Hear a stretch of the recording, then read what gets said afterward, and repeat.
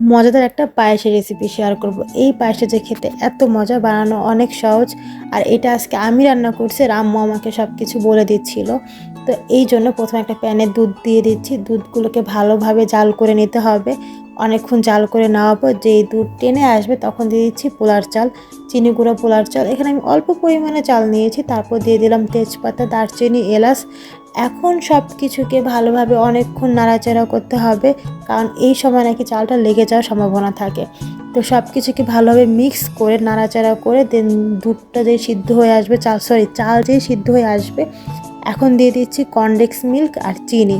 এখানে আমরা অল্প পরিমাণে চিনি ইউজ করছি, তোমরা চাইলে কম বেশি দিতে পারো, কারণ আমরা চিনিটা অনেক বেশি কম খাই, আর চিনি কম খাওয়াই ভালো।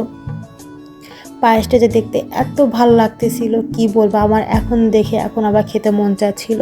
এখন দিয়ে দেব কিশমিশ। কিশমিশগুলোকে দিয়ে ভালোভাবে নাড়াচাড়া করে মিক্স করে নিতে হবে। আর এই সময় একটু পরপরই নাড়াচাড়া করতে হবে, কারণ লেগে যাওয়ার ভয় থাকে। এখন দিচ্ছি বাদাম আর গুঁড়ো দুধ। এগুলোকে দিয়ে আবার সব কিছুকে মিক্স করে নিচ্ছি।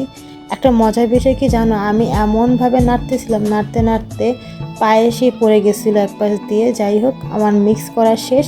দেখো এটা যে এত সুন্দর লাগতেছিল আর খেতে যে এত মজা হয়েছিল। আমার রান্না শেষ। এখন একটা বাটিতে পায়েসটাকে বেড়ে নিচ্ছি। বেড়ে নিয়ে উপর থেকে একটু বাদাম দিয়ে দিচ্ছি যাতে দেখতে ভাল লাগে। তো আমার এই রেসিপি তোমাদের কাছে কেমন লাগলো কমেন্ট করে জানিও। আমার ভিডিও ভালো লাগলে লাইক, কমেন্ট, শেয়ার দিয়ে পাশে থেকো। আজকের মতো এখানেই। আল্লাহ হাফেজ।